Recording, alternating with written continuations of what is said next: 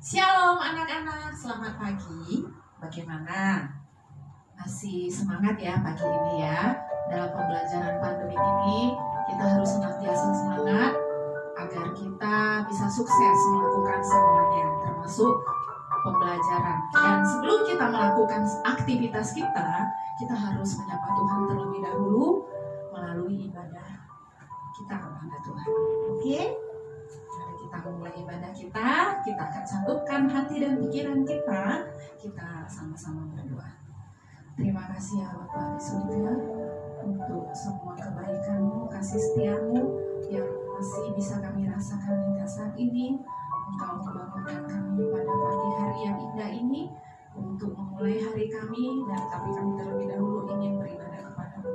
Berkatilah ibadah ini ya Bapa, agar kami dapat menaikkan lagu puji-pujian yang menyenangkan hati-Mu dan dapat mendengarkan firman-Mu untuk menjadi pedoman dalam hidup kami. Terima kasih Bapa, inilah yang menjadi doa kami. Kami serahkan ibadah ini dari awal hingga akhirnya ke dalam tangan pengasihan-Mu di dalam nama Yesus Kristus. Amin. Kita akan naikkan lagu Hati-hati Gunakan semua anggota tubuh kita.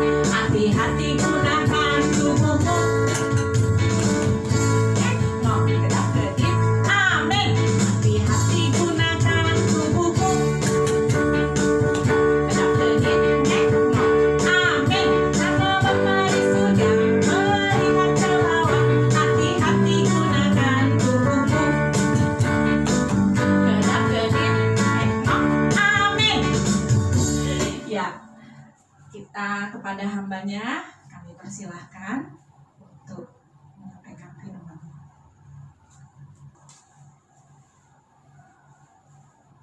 Kita tundukkan kepala. Tuhan Yesus, terima kasih buat hari yang baru ini. Kembali kami mengikuti ibadah bersama dengan guru-guru kami, bersama dengan teman-teman kami, walaupun secara online. Kami yakin dan percaya firman Tuhan memberikan kami kemampuan untuk kami dapat mengerti rencana Tuhan. Dalam nama Tuhan Yesus Kristus, haleluya, amin. Puji Tuhan, selamat pagi siswa-siswi SMP Penuai yang dikasihi oleh Tuhan. Hari ini kita tetap ada dalam tema damai sejahtera. Kita buka Alkitab kita di dalam Filipi pasal 4 ayat yang ke-7. Dikatakan firman Tuhan, damai sejahtera Allah yang melampaui segala akal akan memelihara hati dan pikiranmu dalam Kristus Yesus. Puji Tuhan, ini adalah janji daripada Tuhan bahwa damai sejahtera Allah itu dapat memelihara kita, ya, dapat memelihara hati kita, dapat memelihara pikiran kita, supaya pikiran kita selaras dengan pikirannya Tuhan. Apa yang Tuhan rencanakan dalam kehidupan kalian sebagai anak-anak muda, kalian akan menerima sesuatu yang melampaui segala akal kalian.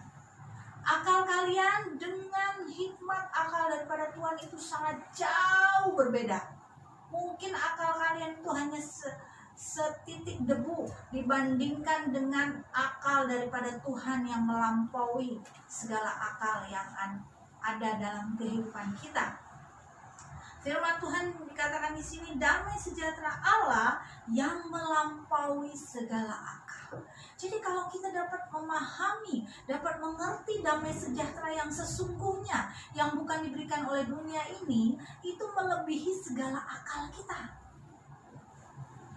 Melebihi apa segala pikiran-pikiran kita. Mungkin kalian sudah merencanakan sesuatu dalam kehidupan kalian mulai dari sekarang, supaya kehidupan kalian itu nanti di kemudian hari berhasil. Mungkin kalian sudah harus bagaimana, kalian harus tahu, harus bagaimana kalian sudah melewati itu semua. Nah, bagaimana cara kita untuk dapat menerima damai sejahtera Allah dalam kehidupan kita? Ya, karena akal manusia itu terbatas. Jangan kita bersandar kepada akal kepintaran kita, anak-anak. Ya. Pikiran kita itu terbatas, anak-anak.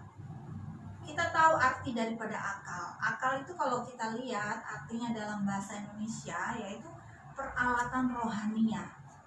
Jadi akal itu menjadi bagian dari peralatan rohania manusia, ya, yang berfungsi untuk membedakan yang benar, mana yang salah, mana yang baik, mana yang tidak baik, mana yang salah dan mana yang benar. Itu dijelaskan di dalam KBBI, anak-anak, ya. Dan juga menganalisis sesuatu, itu akal. Kita diberikan akal oleh Tuhan. Berterima kasih kepada Tuhan, kita diberi akal oleh Tuhan. Tetapi kita harus bersandar kepada Tuhan supaya akal yang Tuhan berikan kepada kita saat kalian menginjak remaja, mau ke pemuda, mau menuju kepada seseorang yang dewasa, maka akal kita harus digunakan dengan baik, tahu mana yang benar dan mana yang tidak benar, sehingga damai sejahtera itu dapat kita nikmati. Dikatakan firman Tuhan, damai sejahtera yang melampaui segala akal, melampaui akal pikiran manusia. Karena manusia akalnya berbeda dengan Allah, adalah sumber hikmat, gitu ya. Tuhan itu sudah merancanakan kehidupan kalian semua, anak-anak, adalah kehidupan yang baik, kehidupan yang berhasil. Kalau kalian mempunyai cita-cita, kalian taruh kepada Tuhan, kalian bersandar kepada Tuhan, maka damai sejahtera Allah itu yang melampaui segala akal itu akan berlaku di dalam kehidupan kita semua. Ya. Jangan sampai kita menjadi anak-anak yang tidak bisa memahami apa yang menjadi maunya Tuhan dalam kehidupan kita. Apa yang menjadi rencana Tuhan itu menjadi bagian kita, itu adalah hal yang luar biasa. Karena kita tahu di dalam firman Tuhan, damai sejahtera melampaui segala akal. Itu segala akal kita, pikiran kita.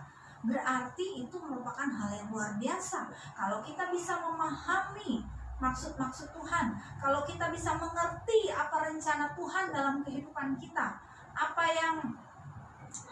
yang baik yang Tuhan sudah siapkan dalam kehidupan kita. Biarlah damai sejahtera yang daripada Allah ini menjadi bagian kita semua, ya. Bagaimana memperoleh damai sejahtera yang melampaui segala akal itu bagaimana? Ya, kita harus kembali melihat kepada firman Tuhan. Kalau kita mau mengerti rencana Tuhan yang luar biasa, itu yang terbaik dalam kehidupan kita, anak-anak Tuhan, kita harus mengerti hatinya Tuhan. Kita harus mengerti jalannya Tuhan. Ya. Bagaimana cara kita dapat mengerti jalannya Tuhan? Yaitu kita harus berdoa, anak-anak. Yang pertama kita harus berdoa. Seperti yang kalian lakukan sekarang ini, ya. Kalian berdoa, kalian mendengarkan firman Tuhan. Ini adalah suatu berkat yang luar biasa yang Tuhan berikan setiap hari Senin sampai hari Kamis. Kalian mengikuti pendalaman iman Kristiani. Kita harus berdoa. Seperti contoh di dalam Alkitab, yaitu kisah seorang yang diberi hikmat oleh Tuhan, yang suka berdoa. Kalian tentu tahu, ya, pasti kalian tahu siapa dia dalam firman Tuhan. Iya benar, namanya Daniel. Ya, kita buka di dalam Daniel pasal yang ke-9 ayat yang kedua. Daniel pasal 9 ayat yang kedua. Ibu akan bacakan. Pada tahun pertama kerajaannya itu, aku Daniel memperhatikan dalam kumpulan kitab jumlah tahun yang menurut firman Tuhan kepada Nabi Yeremia akan berlaku atas timbunan puing Yerusalem, yakni 70 tahun.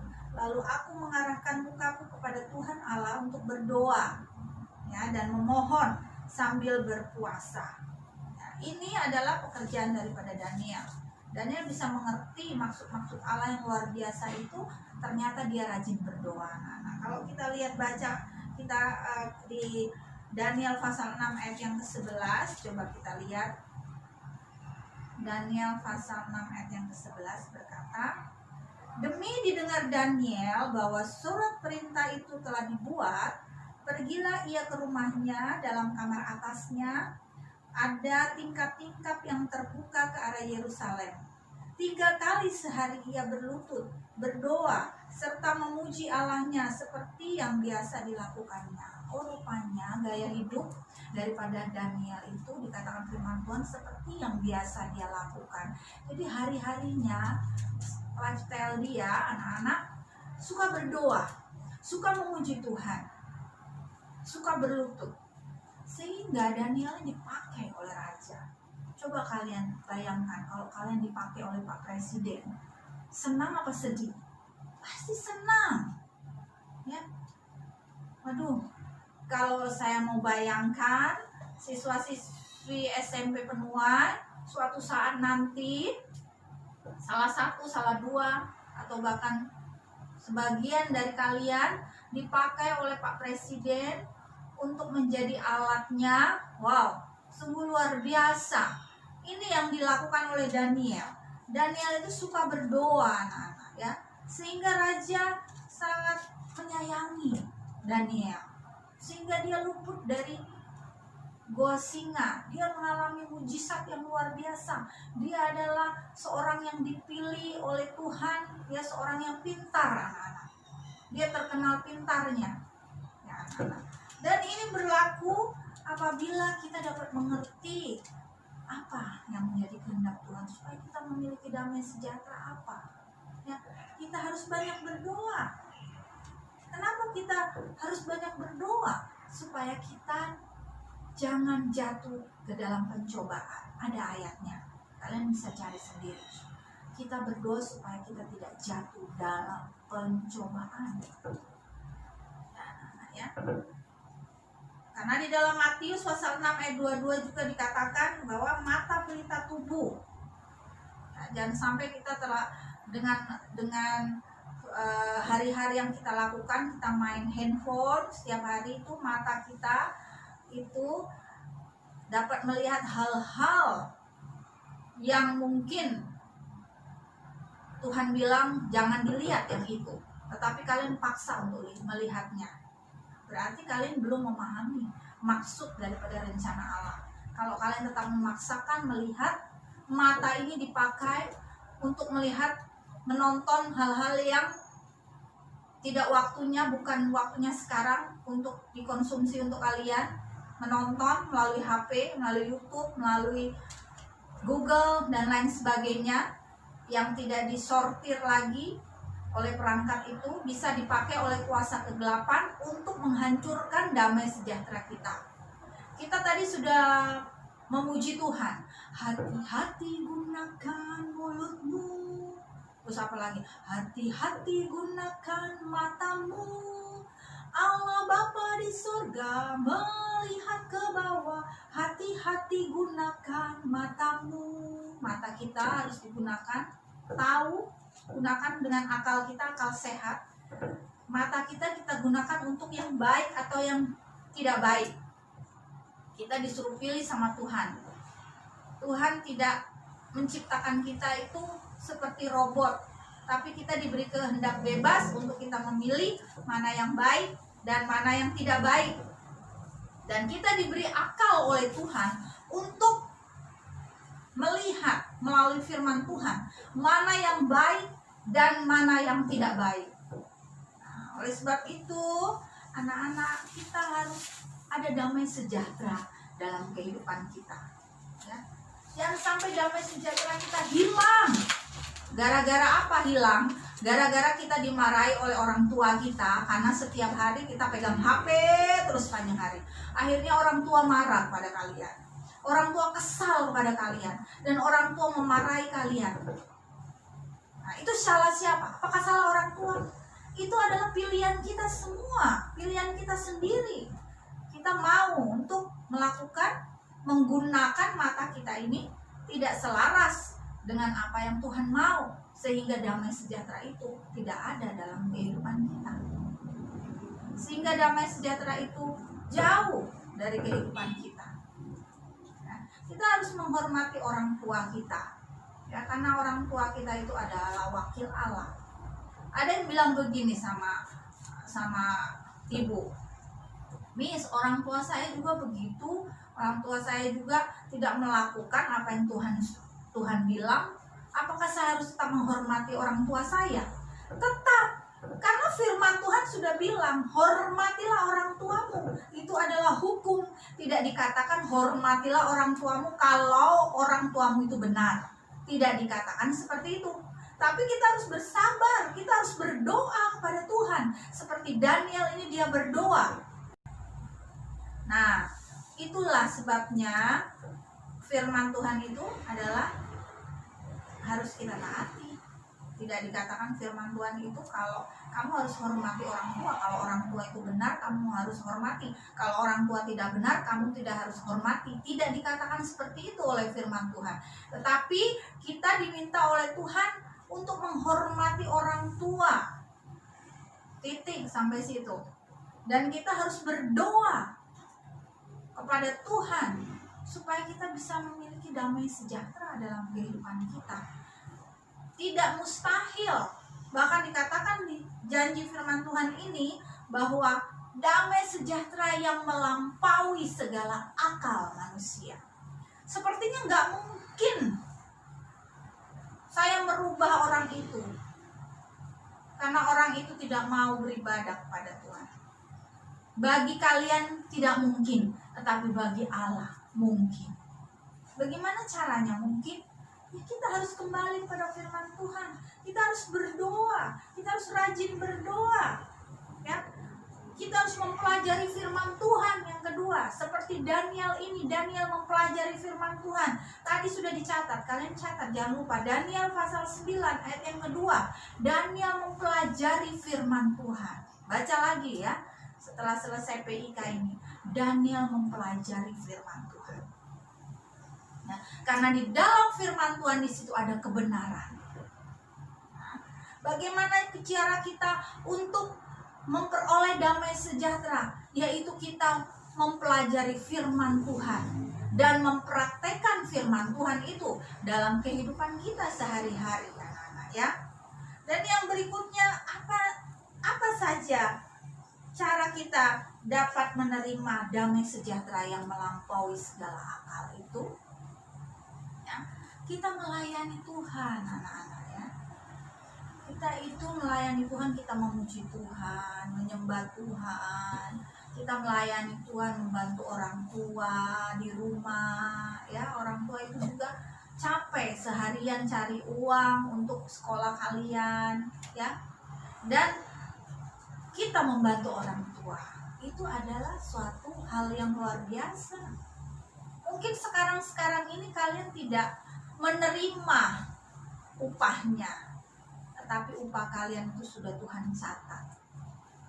Tuhan tidak mau berhutang, anak-anak. Suatu saat, entah nanti kalian cita-cita kalian itu tercapai, kalian ada yang menjadi dokter, ada yang jadi insinyur, jadi pendeta, jadi apalagi ya, cita-cita yang bagus, pramugari, pilot, apalagi pengusaha, pengusaha besar, jadi menteri, ya, jadi pejabat seperti Daniel ini, dia adalah sebagai pejabat dari raja. Jadi damai sejahtera yang melampaui segala akal itu dapat kita nikmati ketika kita benar-benar melakukan apa yang menjadi perintah daripada Tuhan, apa yang menjadi maksud daripada Tuhan, apa yang menjadi keinginan daripada Tuhan. Kita tahu, anak-anak, keinginan Tuhan kita harus menghormati orang tua. Ya, kita lakukan firman Tuhan ini. Kita menghormati orang tua. Ketika orang tua katakan jangan main HP terus. Tadi sekolah sudah seharian main HP, ini main HP terus sampai hampir pagi jam 1 malam HP terus. Jelas saja orang tua akan marah. Nah, itu akan menimbulkan kekesalan di hati orang tua. Tidak ada damai sejahtera. Tapi pada saat ini firman Tuhan berkata, damai sejahtera Allah yang melampaui segala akal itu akan menjadi bagian kehidupan kita, anak-anak, ya. Kita baca lagi Filipi pasal 4 ayat yang ke-7. Kita harus benar-benar memahami apa yang menjadi maksudnya daripada Tuhan, apa yang menjadi keinginan daripada Tuhan. Ya, hikmat Tuhan itu tidak bisa kita ukur dengan kepandaian kita, anak-anak, ya, dengan akal kita, tapi kita harus mengerti Tuhan dalam kehidupan kita. Filipi pasal 4 ayat yang ke-7, damai sejahtera Allah yang melampaui segala akal akan memelihara hati dan pikiranmu dalam Kristus Yesus. Biarlah pikiran kita itu juga adalah pikiran Kristus dalam kehidupan kita sehari-hari. Ada tahapannya. Kita akal sehat, ada akal yang tidak sehat. Akal yang tidak sehat berarti tidak baik, ya. Akal yang tidak sehat itu banyak tuh di panti-panti rehabilitasi, akal yang tidak sehat. Tapi ada juga akal sehat. Tapi ada yang paling luar biasa lagi. Akal yang penuh damai sejahtera, ya, yang melampaui segala akal. Itu melampaui segala akal sehat, ya, melampaui pikiran Allah itu. Kita harus memahami benar-benar pikiran Allah itu setiap hari, anak-anak, sehingga hati kita terpelihara. Kalau mungkin keadaan lingkungan kita itu tidak baik, hati kita masih bisa bersuka cita, masih bisa memuji Tuhan. Ya, walaupun di rumah kita sudah bosan, bahasa sehari-hari bete, tetapi kita masih tetap setia, kita bisa memuji Tuhan, memuliakan nama Tuhan, karena hati kita terpelihara. Pikiran kita juga terpelihara sempurna. Karena apa? Karena damai sejahtera Allah yang melampaui segala akal itu menjadi bagian dalam kehidupan saya, juga kehidupan anak-anak, juga guru-guru semua, ya, yang mengikuti ibadah pada pagi hari. Puji Tuhan, anak-anak, inilah firman Tuhan pada hari ini. Biarlah kita tetap rajin berdoa, kita tetap rajin mempelajari firman Tuhan, kita tetap rajin untuk melayani Tuhan. Puji Tuhan, anak-anak, kita akan berdoa. Tuhan Yesus, terima kasih buat pagi hari ini, buat damai sejahtera yang Engkau siapkan dalam kehidupan kami, yang melampaui akal kami, melampaui pikiran kami, akal kami manusia yang terbatas. Tetapi Tuhan Yesus tidak terbatas dalam kehidupan kami manusia yang terbatas ini. Kami mau memiliki Engkau. Setiap hari kami mau rajin berdoa, setiap hari kami mau mempelajari firman Tuhan, setiap hari kami mau melayani Tuhan, karena itu adalah makanan kami untuk kami menikmati damai sejahtera yang sesungguhnya, yang dunia tidak bisa berikan bagi kehidupan kami. Berkati kami semua Tuhan, berkati orang tua kami, pekerjaan orang tua kami, Engkau berkati ya Bapa. Cita-cita kami taruh ke dalam tangan Tuhan.